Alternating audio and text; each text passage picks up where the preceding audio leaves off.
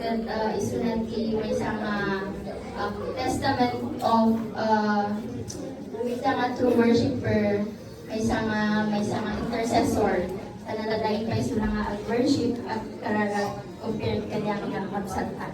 So isunan ti may nga blessing kanya, isunan ti pinaka-blessing ti family me, kani isunan mo ti panganalangin ng ti strength nga unite as one family.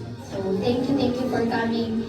Thank you for giving love that support ka nga na as family na maglang nga makita mo lang mo kasano yung mga ayatong suna with pure intentions and pure nga efforts and